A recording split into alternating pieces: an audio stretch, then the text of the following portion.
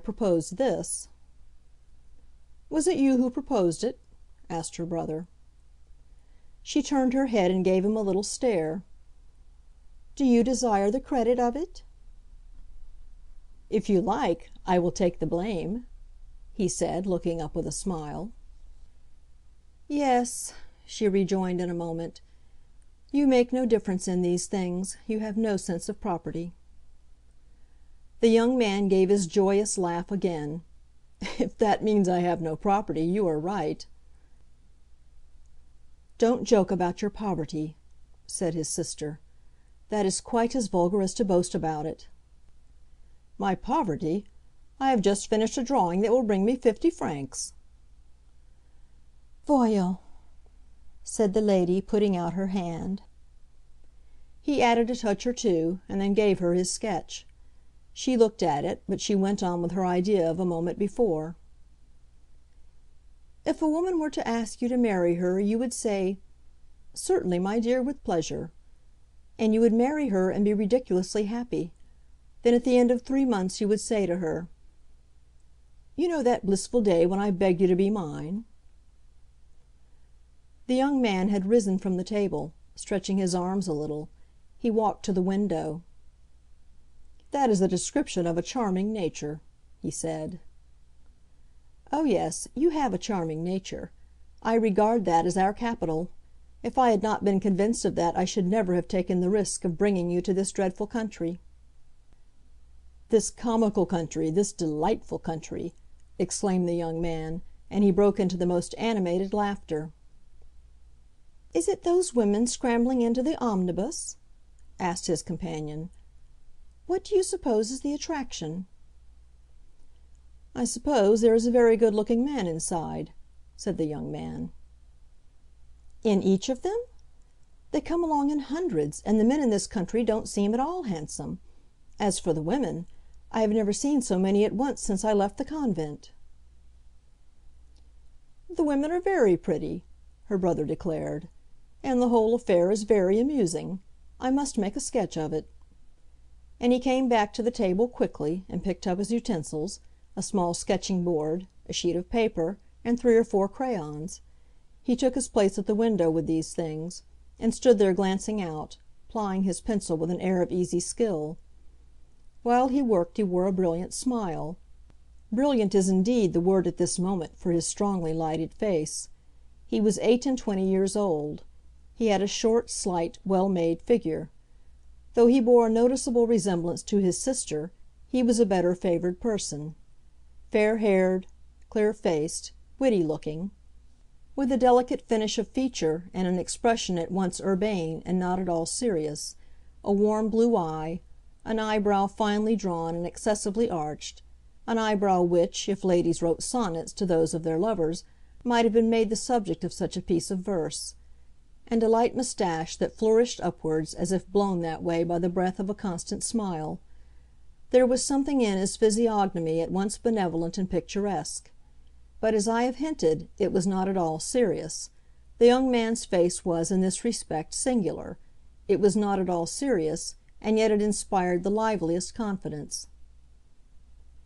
"Be sure you put in plenty of snow," said his sister. "Bonté divine, what a climate!" "I shall leave the sketch all white, and I shall put in the little figures in black," the young man answered, laughing. "And I shall call it—what is that line in Keats? 'Mid-May's eldest child.'" "I don't remember," said the lady, "that mamma ever told me it was like this." "Mamma never told you anything disagreeable. And it's not like this every day.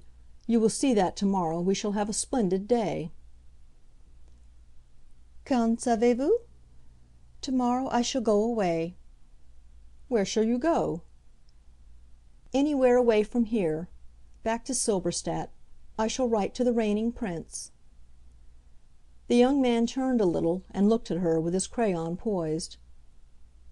"My dear Eugenia," he murmured, "were you so happy at sea?" Eugenia got up. She still held in her hand the drawing her brother had given her. It was a bold, expressive sketch of a group of miserable people on the deck of a steamer, clinging together and clutching at each other, while the vessel lurched downward, at a terrific angle, into the hollow of a wave. It was extremely clever, and full of a sort of tragicomical power.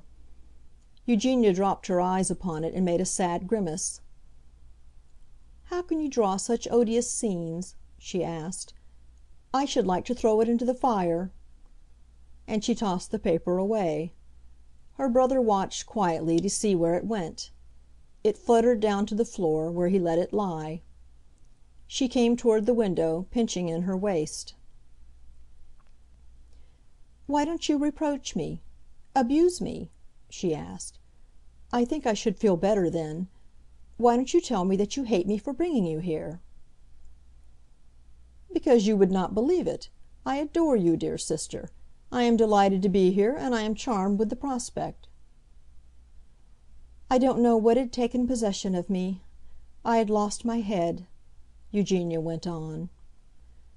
The young man, on his side, went on plying his pencil.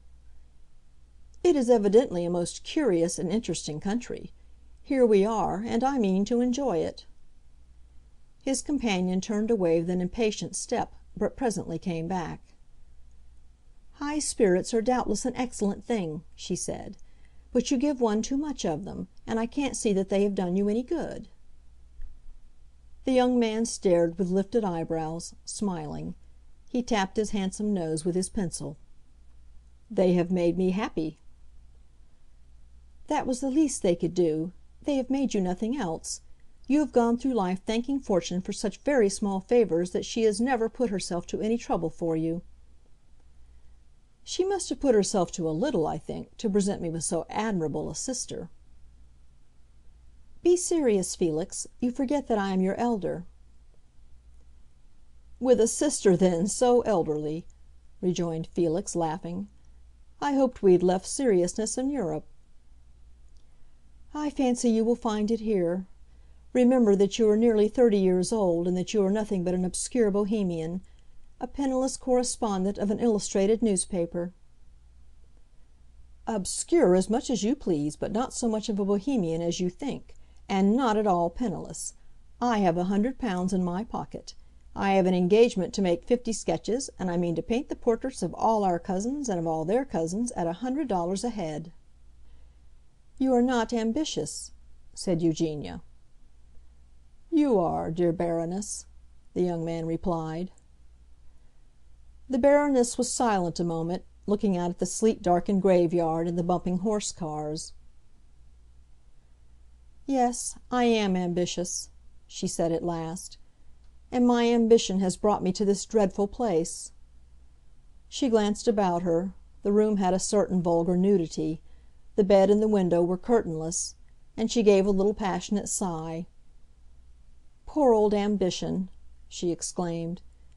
Then she flung herself down upon a sofa which stood near against the wall, and covered her face with her hands. Her brother went on with his drawing, rapidly and skillfully. After some moments he sat down beside her and showed her his sketch. "Now don't you think that's pretty good for an obscure Bohemian?" he asked. "I have knocked off another 50 francs." Eugenia glanced at the little picture as he laid it on her lap. "Yes, it is very clever," she said. And in a moment she added, "Do you suppose our cousins do that?" "Do what?" "Get into those things and look like that?" Felix meditated a while. "I really can't say. It will be interesting to discover." "Oh, the rich people can't," said the Baroness. "Are you very sure they are rich?" asked Felix lightly. His sister slowly turned in her place, looking at him. "Heavenly powers!" she murmured. "You have a way of bringing out things." "It will certainly be much pleasanter if they are rich," Felix declared. "Do you suppose if I had not known they were rich I would ever have come?" The young man met his sister's somewhat peremptory eye with his bright, contented glance. "Yes, it certainly will be pleasanter," he repeated. "That is all I expect of them," said the Baroness. I don't count upon their being clever or friendly at first, or elegant or